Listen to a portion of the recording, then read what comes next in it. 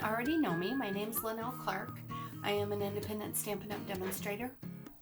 And because of the COVID-19, I have actually been asked to do an instructional video on some of my current classes that I'm offering, and people are not comfortable with coming to a class, or the places that I utilize to host my classes, for instance, the libraries and what have you, are unavailable. So I am going to do my best to make an instructional video. This is my very first time I've ever made a video, so I do not have the proper equipment. My cell phone is what's going to be used right now. I actually ordered some equipment on Amazon, and as you probably have guessed, everybody and their uncle has also ordered video equipment on Amazon.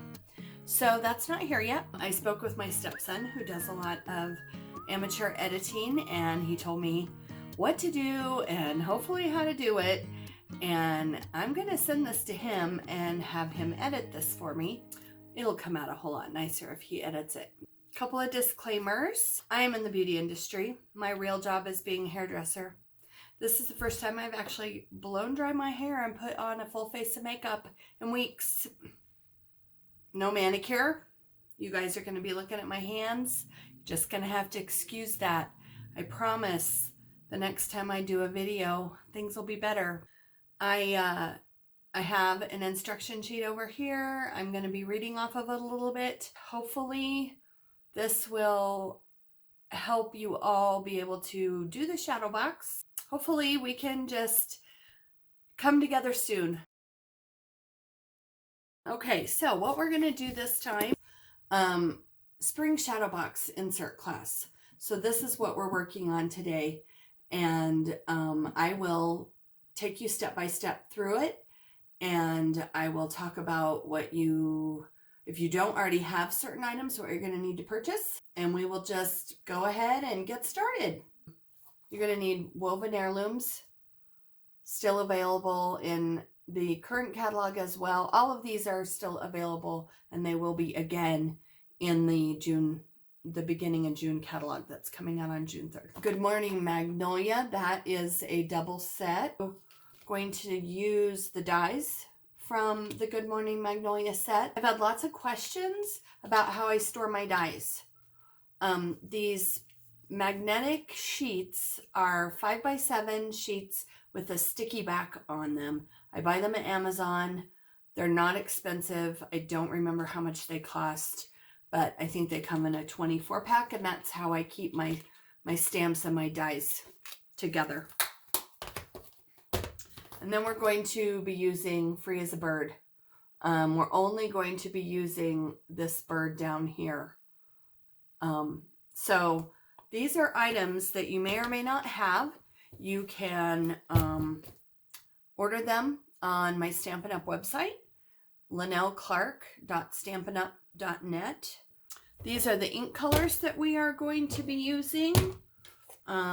Stays On Brown. That is available in the catalog as well. However, it's been on back order for a really long time. So I ended up buying mine at Hobby Lobby with a 40% off coupon before they shut the store down. You're going to need Early Espresso, Soft Suede, Mossy Meadow, Granny Apple Green, Crushed Curry, Flirty Flamingo, Lovely Lipstick. And for the birds, you're going to need Balmy Blue and Grapefruit Grove. Okay, so now what I'm going to do is I'm going to turn the camera down. My husband rigged up a little place for my phone, so I had a little bit of a gooseneck thing going on here. And so I'm just going to continue to tilt the phone up and down as I need to. One thing you're going to need is a scoreboard. I bought this one obviously from Stampin' Up, and anything that will score a 9x9 piece of paper will work. You're going to get a 9x9 piece of paper in your kit. What I would like you to do is along your scoreboard, using your scoreboard at the 1/2 inch mark, put your very vanilla cardstock all the way up in the corner and score it at a 1/2 inch on each side. The reason we're doing this is so that you have a parameter and a measuring tool to not go past that with some of the dimensional items that we're going to put on this piece of paper. You also don't want to really dig in there hard, because you just want these lines to be a guideline. They're not going to show. Okay, so we are done with the scoring tool. So we're going to put that away.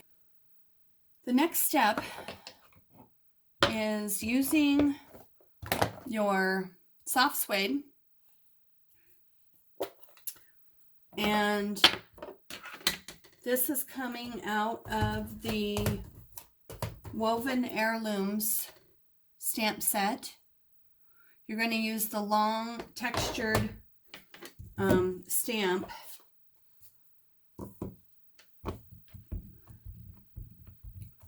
And you're going to ink the perimeter. And you don't necessarily want it to be perfect. In fact, it looks better if it's not. You want it to be kind of random. I don't know if you can all see. I will hold it up in just a minute. But you kind of want a parameter around your 9x9 piece of cardstock. Can everyone see how it is definitely not perfectly aligned? You don't want it to be perfectly aligned. Okay. Next step, you're going to take your early espresso ink and the small swirly stamp from the same Woven Heirloom stamp set, and you're going to randomly stamp all different directions around the same perimeter that you made with the soft suede. Just kind of going every which way, just giving it some interest, some dimension, and some layering effect here.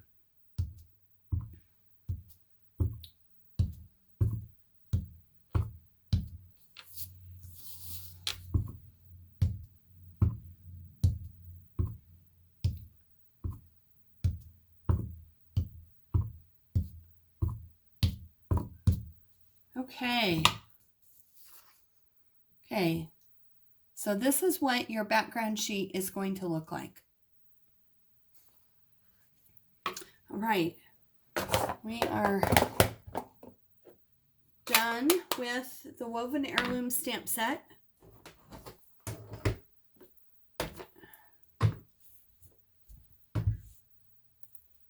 For now. Okay, the next piece that we are going to apply, you're going to have a piece of Designer Series paper. This came out of the Perennial Essence Designer Series paper packet. This is by far my favorite paper packet. What you're going to do is flip it over, and you are going to take a handy dandy, I like this little piercing tool. It's called a Take Your Pick tool. I take my dimensionals off with a pokey tool. And I apply them to the back of my paper.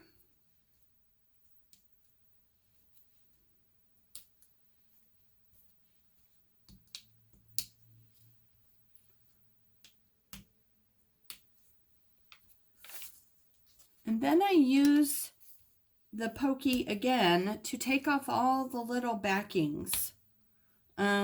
Especially now that obviously my nails are not done. It's very hard to get these little suckers off.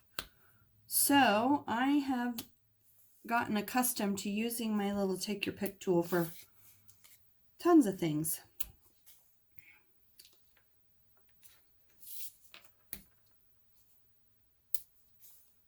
Okay.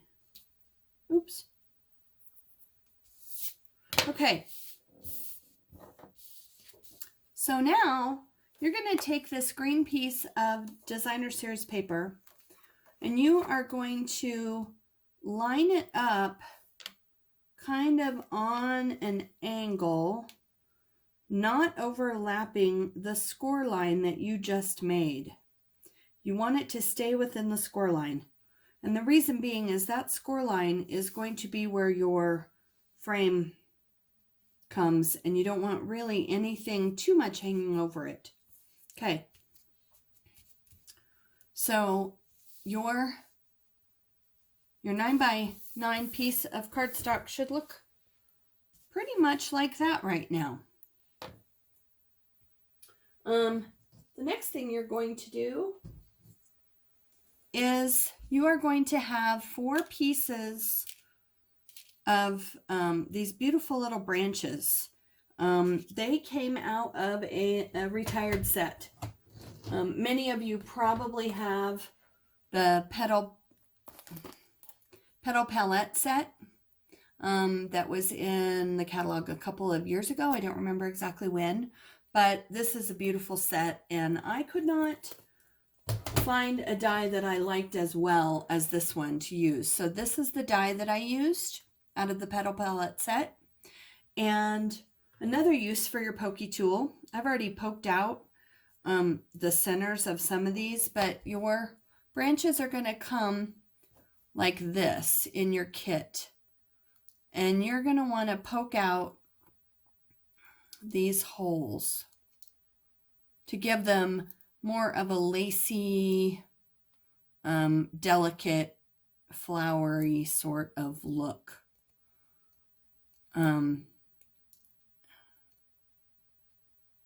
Okay. All right. So now what we're going to do is we're going to take all 4 of these and we are going to take a bottle of wet glue of some kind. This is actually Tombow. We sell it in the catalog. However, the label is off because it got really sticky and gross. And so I took the label off. And we just came back from our cabin in the mountains.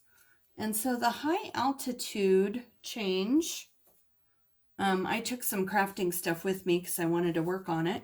I didn't really get much done because I ended up scraping paint off of picnic tables, and there's nothing in this one. Wonderful. Okay. Guess we're going to use different kind of glue. Stampin' Up! Has a new fine tip glue pen. I love this thing for intricate dies. But anyway, like I was saying, when you take things like that up to high altitude, they end up kind of squirting out all over the place. So let's see, I took this one with me too, but it's not going to do it. You are going to put a dab of glue right there in the middle, and a dab of wet glue. With this particular fine tip glue, it's got a really, really thin applicator. You want to close it right away because otherwise it's so thin it gets clogged really easily. And you're going to place your, I believe this was Blushing Bride, this color. And you're going to place these in the middle of your green piece of Designer Series paper. Since we used wet glue and it's kind of got a blob, you're going to put that off to the side and let it dry. I did not glue these down. I only glued the middle. And the reason being is I really want this project to have a lot of dimension. If you will notice in this original one that I did, there's lots of dimension in this. And so layers upon layers and things are popping out. And so I really would like to not really strongly glue a lot of things down. Okay, so that's going to need to dry for a minute, actually more than a minute. You're going to set that aside and make sure that it is not going to get botched up while it's drying. So I'm going to put this over here and let that dry. Meanwhile, you want to get in your kit, and you are going to have a long rectangular piece of Very Vanilla cardstock. That is what you are going to put all your magnolias on. You're going to need 4 of this stamp. You're going to need 1 large magnolia stamp, and then we're going to use the bottom part of the paper for the 2 birds that we are going to put on later. That's a fun technique, and I'm excited to show you, but it is very difficult to put in a description, so you will not get a description of that in your instruction sheet. There was just no way that I could actually describe it in words. So what you're going to do now is you're going to take the StazOn ink. I'm using StazOn because it's permanent, and we are going to watercolor these flowers and these birds, and we do not want water-based ink smearing all over the place. So when you're working with a large stamp like the magnolia, I highly recommend that you take your ink and ink it up like this rather than trying to ink it like this. It's very difficult to see where you've gotten it. So I prefer to ink up my large stamps upside down. Okay. And you're going to place this magnolia kind of right up here at the top, because we're going to use our die cutting our dies, and we need a little bit of room around the perimeter to run those through our die cutting machine. Okay. All right. And then we're going to do 4 of these smaller magnolias.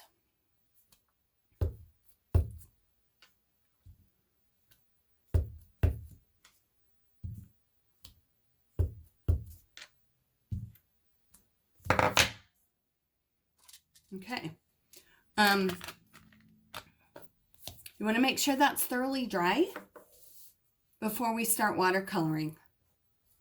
So I'm going to talk to you a little bit about what we're going to do with the watercolors and let that dry for a couple of minutes. This is something that you are going to want to have, is an aqua painter. If you don't already have them, you really need to purchase them. They are great. I love them. I use them all the time. I fill mine with rubbing alcohol. And the reason I do that is because it dries a whole lot faster than water, and it doesn't make your paper all wrinkly and weird, and it's much easier to, it dries quicker, and it's much easier to die cut when you get to that stage. So now what we're going to do is we are going to start watercoloring, because I'm pretty sure looks dry. Easy way to tell: turn it upside down on your grid paper. Yep, we're dry. Okay, so for those of you who have never watered color before with ink pads, this is a little bit harder with the newer ink pads than it used to be, but you squish them together and you get some ink in the lid. And don't do what I have done in the past. I have flipped my ink pad around just like this, and then I set my hand right in the ink pad, and then I've got ink all over my hand. So take it from someone who has already screwed that up in the past and learn. You're going to want to squeeze a little bit of alcohol into your lid, and this is going to be for the leaves. Granny Apple Green. If you want a more vibrant Granny Apple Green color, then get your brush a little bit wetter on the ink pad, and then kind of dilute it out in the lid. And then you're going to paint each of these leaves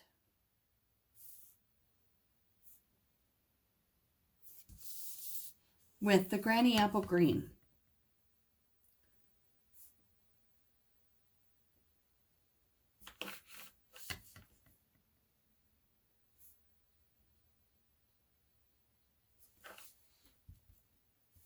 As well as the leaves up here on the large magnolia.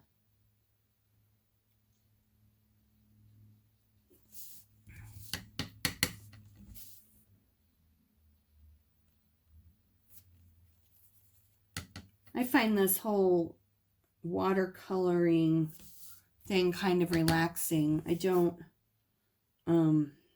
know some people who just absolutely hate coloring stamps, but I actually kind of find it to be relaxing personally.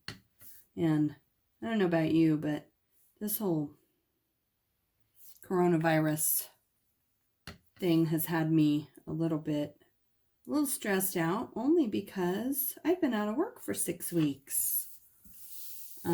I live in Colorado, and they have shut down all the beauty salons. And so I have been trying very hard to keep myself busy, and I have done a lot of crafts. I have almost completed my daughter's wedding album. She got married 3 years ago, so I'm running a little behind on that one. I have tried to go through my pile of uncompleted projects, and I've finished a lot of those. And we have a cabin in southwestern mountains of Colorado. And so this last weekend we went up there, and I scraped paint off picnic tables, and I stained and polyurethaned our outdoor sink and cabinet, and I just needed some sunshine, and I needed a break from life. Okay, so we're finished with the Granny Apple Green. the way I clean my watercolor pens, my aqua painters, is I squeeze some alcohol out, and I have an old towel, and I just keep rubbing it on the old towel until it's clean. And there you have it. Simple. Okay. Next one we're going to use is Mossy Meadow. And that one is also going to be for the leaves, but it's a deeper green, as you can see.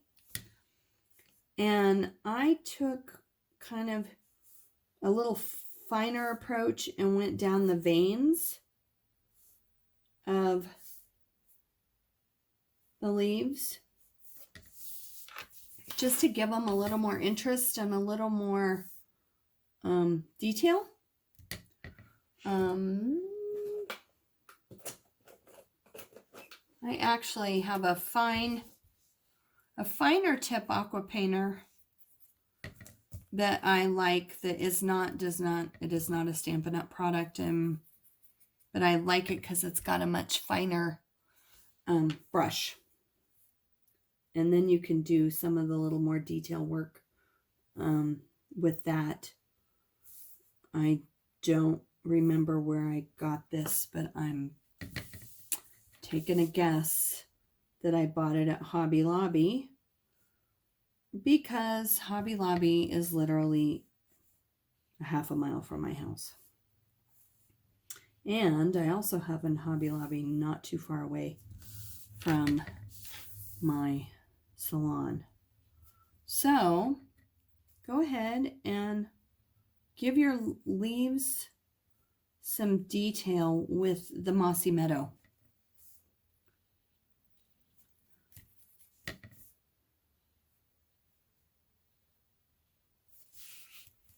Okay, and if you'll notice, the brown isn't smearing. There is a spot over here on this flower. I'll see if I can get that it did smear. So obviously my StazOn ink wasn't dry when I started to watercolor. So you want to make sure that it's dry when you do start watercoloring. Okay. And as time goes on and it begins to dry, and you decide, do you want a little bit more of the darker color or a little bit more of the brighter color, the Granny Apple Green, feel free to go back in and add some more of whatever you like. This is your project, and it does not have to be perfect. All right, so now we are going to use Early Espresso, and we're going to just, once again, cleaning off your brush, dab a little bit of that in there because that's what we're going to do our stems with. And again, depending on how bright or how dark or light you want to make this is totally up to you.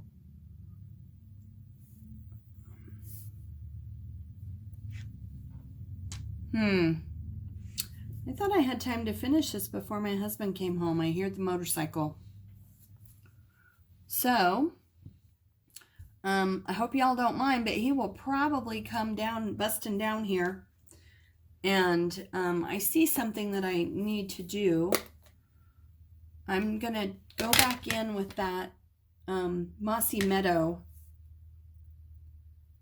and do these bottom three little, can't really tell, I'm pretty sure they're leaves. Okay, now we want this to thoroughly dry, and if you did go outside the lines, not a big deal. We are going to, I don't like that one, that looks kind of messy. So I'm gonna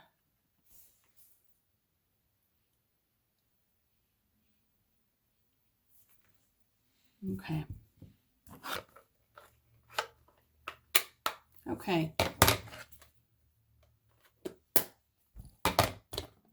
So now, really briefly, you're going to use crushed curry, and you're going to make the center of the magnolia really kind of a deep gold.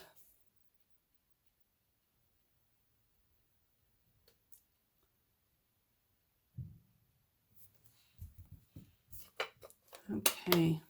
All right. So now what's left are these two colors, the Lovely Lipstick and the Flirty Flamingo. We're going to go back in with we're going to do it a little bit opposite of the way we did the leaves. I'm going to use the Lovely Lipstick and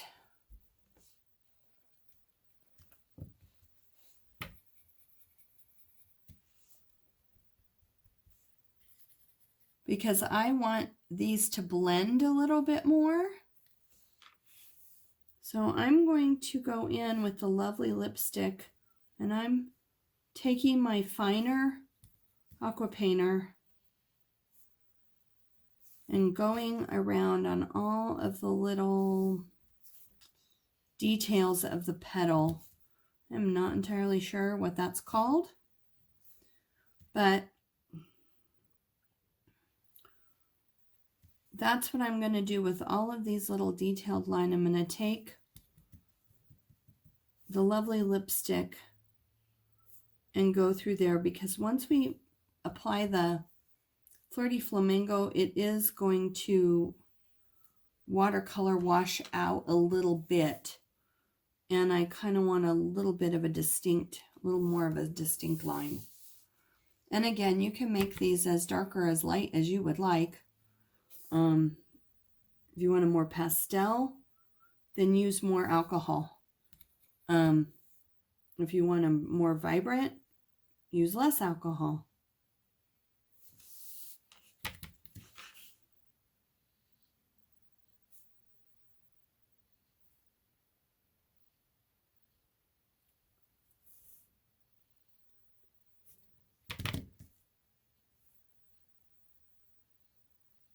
Okay. Last one.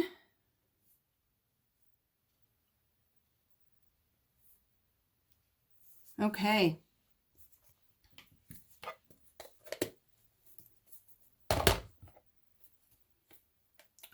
Now we're going to do these older stamp pads are a lot easier to squish and get ink into the lid. They're a lot easier. Okay, so now I'm going to use my bigger brush, bigger aqua painter, and I'm just going to do a wash, if you will. I actually want it to be a little bit brighter, a little bit more vibrant, and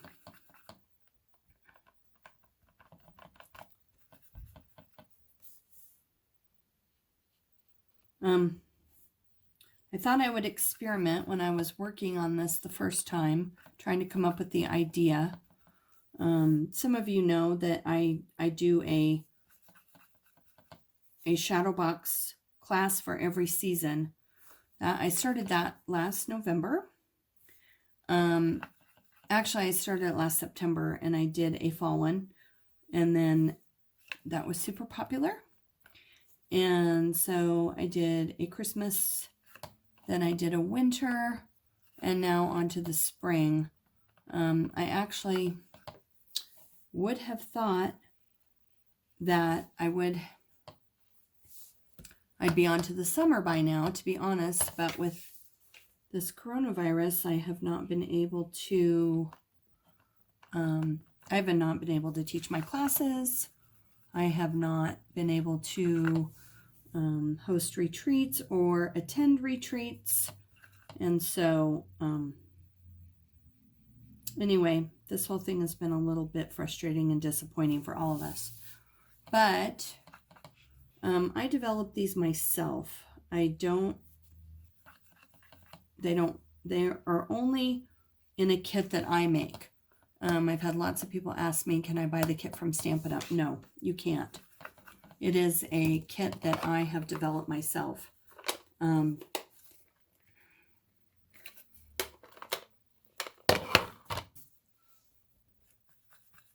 And so while I was developing this, it was a lot of trial and error. And this is what I ended up coming up with.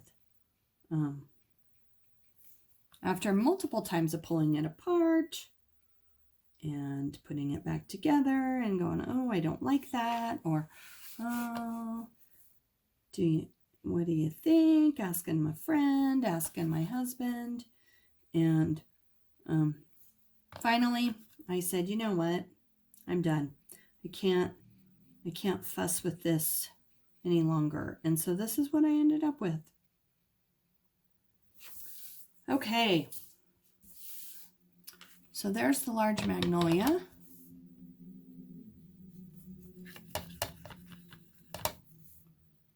And now we're on to the small.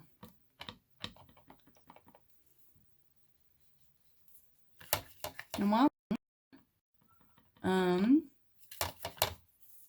just talk a little bit, I guess, about the catalog, the spring catalog. Or I'm sorry, the annual catalog. New catalog comes out in June 3rd. I got a retirement list the other day from Stampin' Up, and so now I know what is being retired and what is not. So feel free to shoot me an email, call me, whatever, if you are in need of something and you're a little concerned that it's going to be retired. The new in colors are really beautiful this year. Hopefully we will all get together and we can do some classes using the new in colors. Because they're very, very pretty this year. As usual, they retire all the designer series paper, every single one, every year. So if you have a favorite, like I do, my favorite has been Perennial Essence. I love it. I've used it in numerous classes. Used it in this. I'm using it in a Mother's Day class that I'm hoping to make a video for. If you have a favorite, you need to get it now because it's going to be unavailable beginning June 3rd. Also, if you are a clearance rack shopper like I am, get online and look at the clearance rack. There's some really neat stuff there. And maybe you have a stamp set and you never bought the die set and you're kind of kicking yourself for not buying the die set. Well, it might just be on the clearance rack. I've actually found lots of die sets on the clearance rack for stamp sets that I have. So, okay. So we are finished with our watercoloring. Not real happy with my messy stem right there, but maybe it won't be as obvious. So we need to let that dry completely before we run it through the die cutting machine. So I'm going to set that aside for a minute and let that dry. The next step that we can do while we are waiting is you are going to have 3 pieces of teal colored netting or tulle in your kit. I have 3 pieces.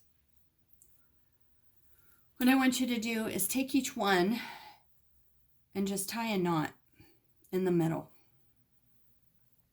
Doesn't have to be perfectly in the middle, but fairly close to the middle. Okay, you're going to tie a knot in each of those 3 pieces. Meanwhile, you need to plug in a glue gun because we're going to use hot glue to attach this to your designer series paper.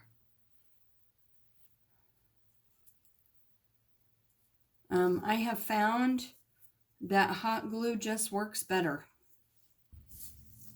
Okay, so what you're going to do now is you're going to take these pieces of tulle and you're going to lay them in the middle of your of the 4 branches where they come together in the middle. Now, if you stack them up too high like this, you're gonna your paper, everything's gonna end up too high, and when you put it in the frame, the glass or the plastic portion is just gonna smash it down. So what you want to do is you want to glue them a little bit off center of each other, right there in the middle, and that way they are not stacked. They are one on top of the next, but they are not completely stacked. So if you can see it around my fingers, you've got your knots kind of away from each other, or not quite underneath. Once we get this glued down, as you can see, it's hanging off the edges of the Very Vanilla cardstock. We're going to give that tool a little bit of a haircut so that it's not hanging over. You don't want it hanging over, because if it does hang over, then it's going to get smushed into the frame, and we want it to really have some dimension and some pop to it. So right there where you had the liquid glue earlier that's now dry, you're going to put a blob of hot glue. And you're going to, actually, here's another nice thing that your Take Your Pick tool is good for, because the hot glue will come right off of it. Just take the lid of it and smash that tool right in to the middle.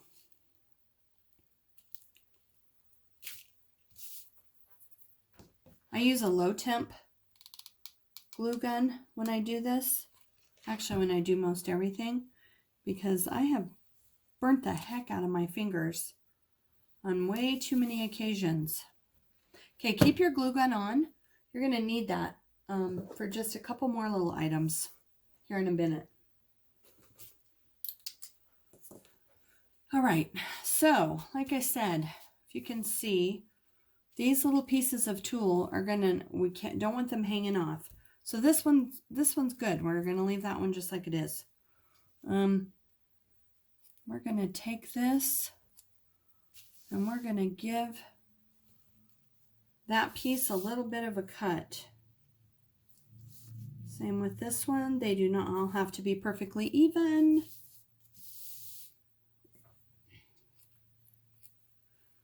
Those of you who are ultra perfectionists, this is going to be a little bit difficult for you. But believe me, every tiny little mistake that you see, nobody else is going to see that. Everybody else is going to look at that and go, wow, that is beautiful. Okay. All right. Because we don't want it hanging over, like I said, because it's going to just get smashed in the frame.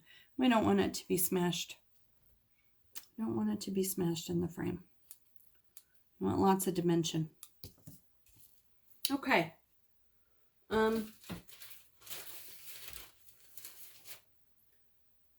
next thing you are going to do, and while you give that a minute to dry, you have 3 pieces of bright yellow sheer ribbon. I actually bought these. The tulle, I bought that at Hobby Lobby. Stampin' Up! Does not sell that.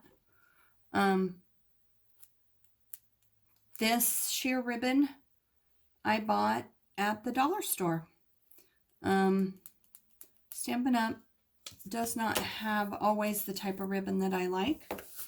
And so this particular type of ribbon is from the dollar store. And if you noticed, I just cut the edges on a diagonal. And because this is organdy ribbon, it will fray. I don't know if you guys can see how this one is already, this little cut piece has already started to fray.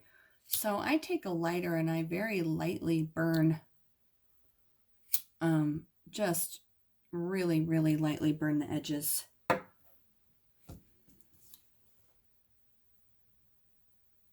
So cut those, all three of those pieces on a diagonal and burn the edge just ever so slightly so that you don't start your ribbon on fire. That might be a tragedy. And then put this off to the side.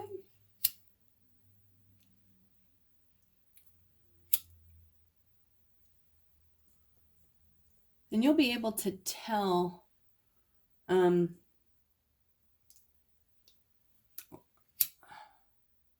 it will get just a little bit of an edge on the end. And that way it doesn't fray while you're working with it. Or as time goes on, when you pull it out of the frame to put a different one in, you can store it in like a gallon-sized Ziploc bag or something. Store it in the, that's what I use. I use a gallon-sized Ziploc bag. And store it in there. And then you can, okay, so next step, you're going to take your hot glue gun again and put a blob on there. And you are going to do the same thing with this yellow organdy ribbon. You're going to go 3 different ways with it, and you probably only need that one blob of glue. Should take care of all 3. And as soon as it cools down just a tad, and you can touch it with your fingers, kind of press it down in there. Okay. All right. So while that's drying, because it's going to need to take a couple minutes to dry, your magnolia should be dry enough to go over to your Sizzix machine and cut them out. And I am going to cut all of these out using the large die from the Good Morning Magnolia set and the small magnolia flower die. I will be right back. As you can see, I cut all of these out. You're going to have some leftover paper. You want to keep that. You're going to need that to do your birds. So we're just going to snip that off, throw the rest of that in the trash, put this off to the side. And put that off to the side as well. I'm going to use your 4 small magnolias. I did not get mine cut very well on this one. So I'm going to just take my small scissors, trim that up just a little bit. For the sake of time, I am not going to redo that.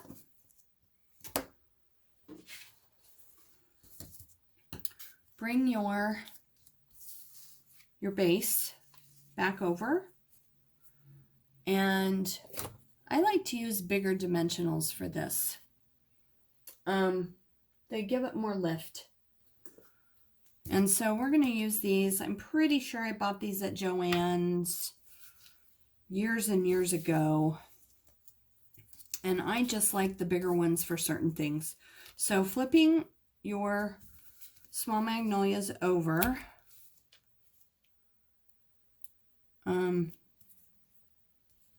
put a large dimensional in between each, in the middle of each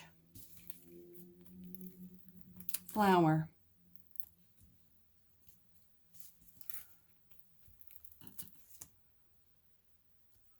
Okay, so we are going to place those, going to lift up the tulle and the ribbon, and we're going to place one of these in between each pink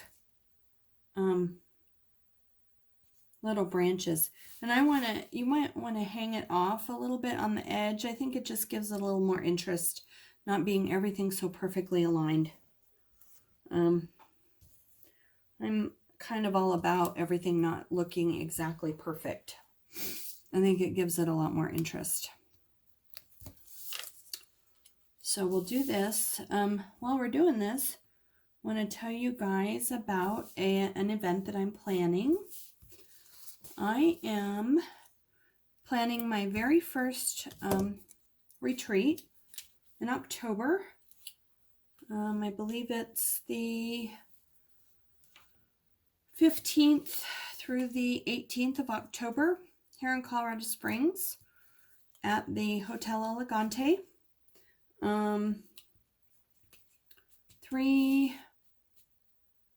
Thursday night, Friday night, or Thursday night, all day Friday, all day Saturday, and all day Sunday until 5. You get crop space. If all you want to do is have crop space, it's $100. I have another friend who sells Creative Memories. She's going to also be a vendor. Her name is Sherry Reed. And if you'd like her info, I can get that to you. That way, if you need any products, you can get a hold of her.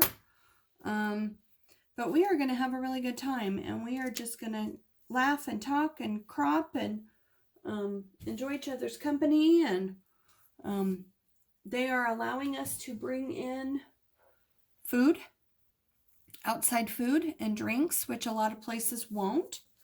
So, and you are allowed to bring in adult beverages if you would like. And I just ask that everyone drinks responsibly. And we are just going to have a good time hanging out together. All of this COVID stuff has about to drive me to drink. I don't know about anybody else, but it's driving me crazy. And so I would love to get together with my friends again. If you'd like more information about that, shoot me an email at sassyclassycrafty@gmail.com, and I will send you out all the information and the registration forms for that. Okay, we are on the home stretch, ladies. Again, I think a little bit of hot glue works better for this. And we're going to place these little green old olive sprigs. We don't want to cover up everything exactly. We don't want to cover up the pink ones or the small magnolias. So you want to kind of put them a little bit off center. But once again, giving a lot of dimension to this project. So when you put it in your frame, you're going to see all of this stuff pop up at you. Okay.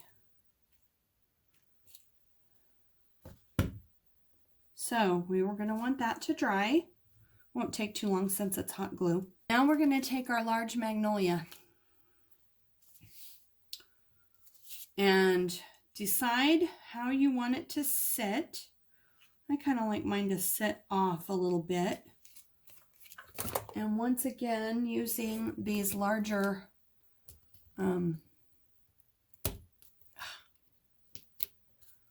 dimensionals. I like those.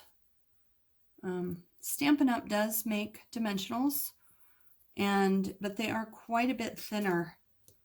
And depending on what you're using them for, like for instance, on a card, the Stampin' Up! Dimensionals are great. They're much thinner. But I like these bigger ones. If you don't have the bigger ones, you can always stack two smaller ones on top of each other. That works.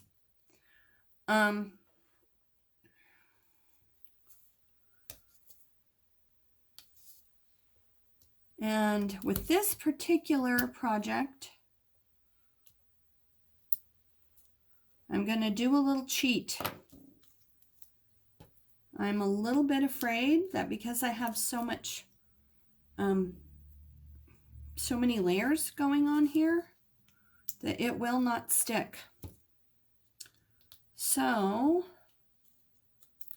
what I'm going to do is I'm going to add some wet glue to those dimensionals.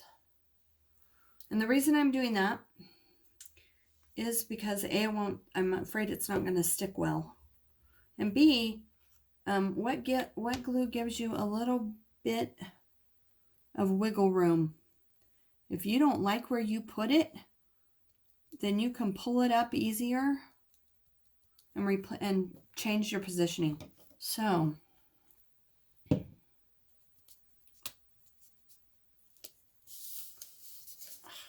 I hate not having fingernails. I can't pick anything up. All right, so we're just gonna lightly with our hands press that down. Now that needs to dry. Okay, so we are almost done. I'm going to put this off to the side and I'm going to show you how to do the birds. For those of you who are familiar with this tool, it's called a Stamparatus. Some of you may have it. Some of you may have a similar thing,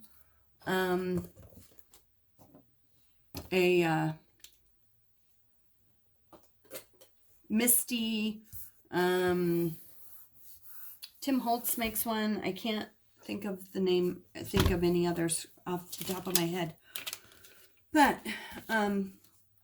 this little tool is very handy because you're going to get perfect positioning every time. Okay, so the Free as a Bird stamp set, we're going to need the large bird. That's the only one we're going to need out of that. And you're going to need a silicone mat. I use this little thing a lot, and it has become my very best friend, I think.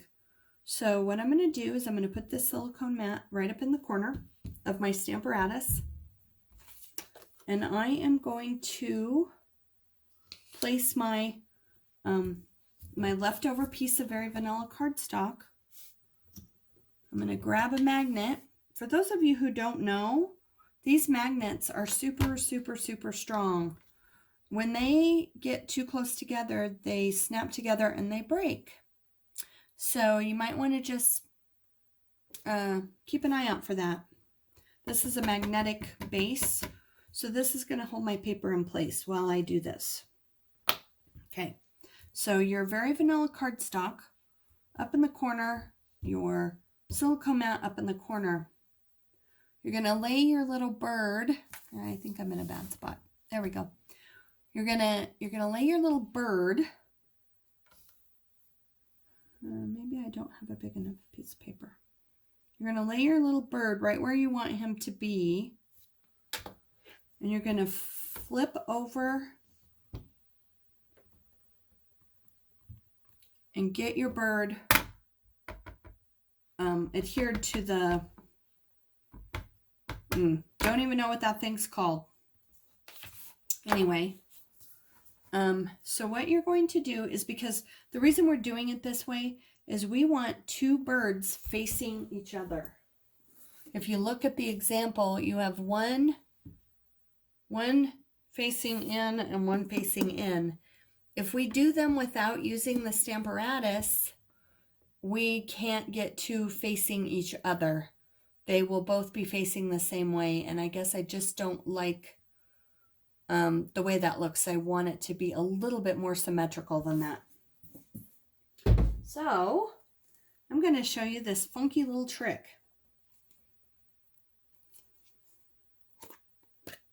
You're going to take your StazOn brown ink and you're going to ink up your bird. Okay, ink up your bird. And you're going to put him on the paper, close the lid, and put him on the paper. Okay. Okay. Did everyone see that? The beauty of a Stamparatus is if it didn't completely work the first time, nothing has moved. So you can ink, ink, ink, ink, ink, and re-stamp your image and get it to the right color that you want it to be. You're going to move your magnets off your paper. You're going to put your piece of paper off to the side, but not too far off to the side. You're going to need it kind of quickly, okay? You're going to ink up your bird again.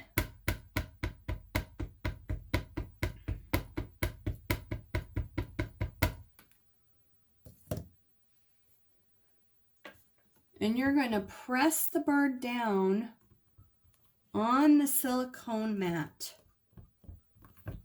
instead of the paper. And you're going to see, now see, it's not a very good image. His little head is not very inked up. So we're going to do this again. And if you notice, this thing hasn't moved. So we can re-ink this over and over and over until we get it right. Okay, so what's going to happen is the silicone is not going to allow the ink to dry really fast. So we're going to ink up the silicone with the bird. Then we're going to take this piece of paper and we're going to flip it over and put it back in the corner and rub without moving the paper. You're going to rub on where that image was, and then you're going to pull that piece of paper up, and you're going to have two birds that are facing each other. So do you all see why a silicone mat and some sort, I like the Stamparatus. A couple reasons why I like the Stamparatus. If you don't have one, you can pull this off and put it on the opposite side. It actually comes with two of these. And you can stamp multiple stamps at once. So for instance, you can have a stamp over here and a stamp over here, and they're both perfectly placed. There's lots of advantages. You can also move this so that you can do repeating stamping.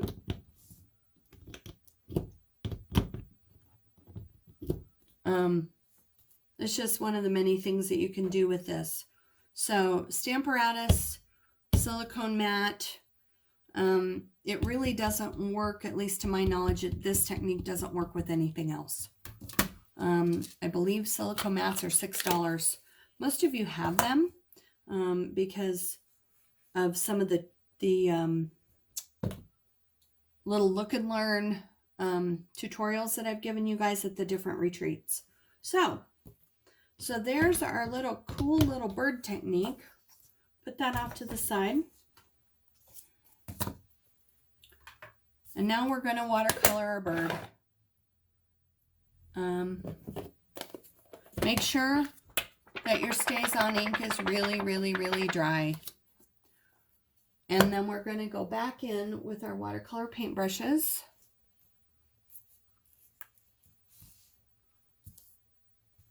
And I used Balmy Blue.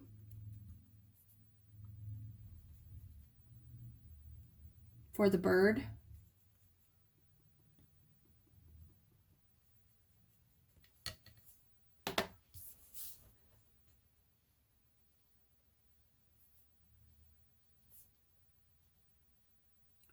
For most of the bird's body, I use Balmy Blue. And then for his beak and his belly, I used Grapefruit Grove.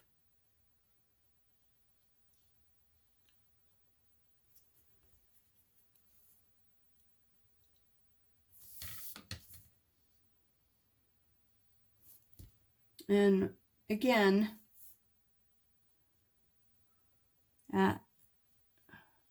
adding more color if you want him to be more bright, if you want him to be more pastel, add a little bit more alcohol.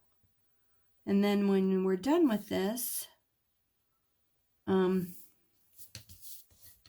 coloring him and he's completely dry, we're going to fussy cut him out because we don't have a die that goes with the Free as the Bird set. I wish they did.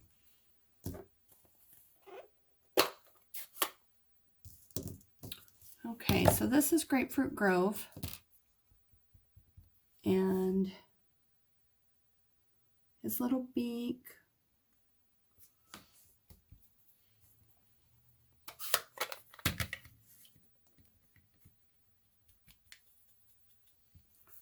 And then I just kind of gave his belly a little bit of orange.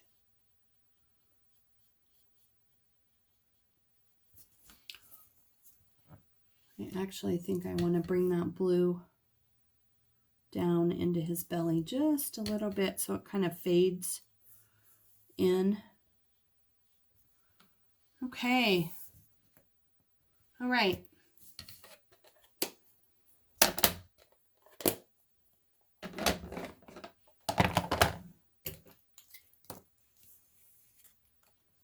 So now you're going to take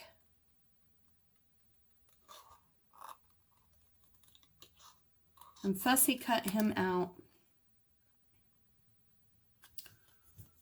He does need to be thoroughly dry when you do this. Mine obviously is not thoroughly dry, but for the sake of time, I should have had a couple already pre-done. But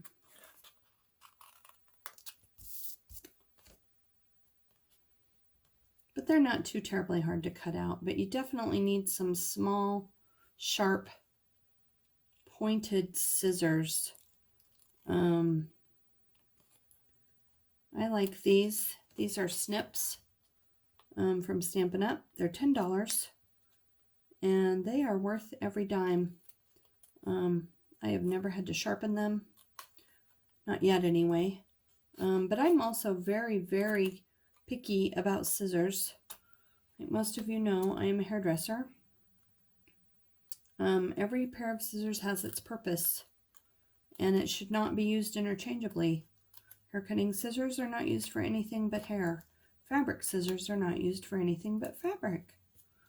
I have some icky paper scissors that I don't use on any of my nice stuff. And I also have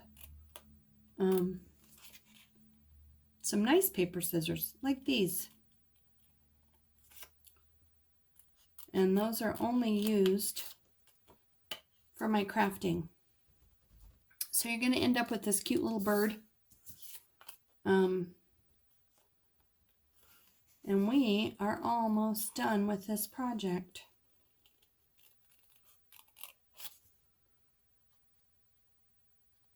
A couple more seconds. Depending on how confident you feel with hot glue, I would hot glue these on. If you are not 100% sure that you know where you want to put them, I would put them on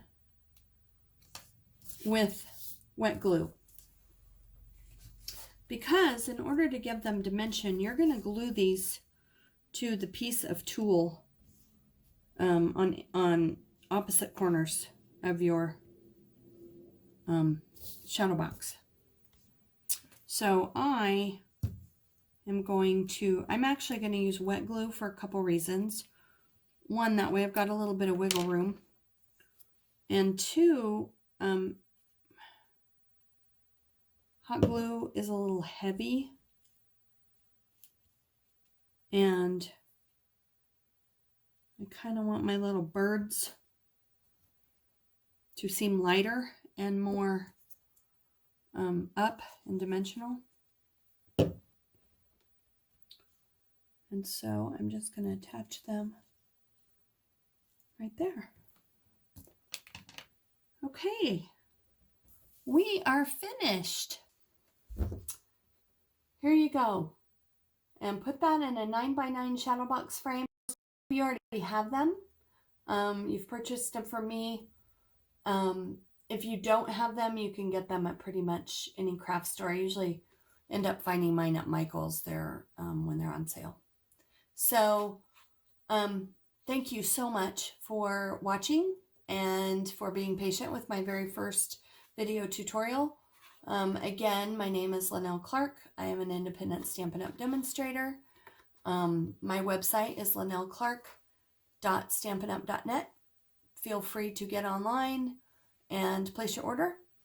And if you would like to participate in emails and for classes, my email address is sassyclassycrafty@gmail.com, and my phone number is 719-650-3601. And I'd love to hear from you. Thanks.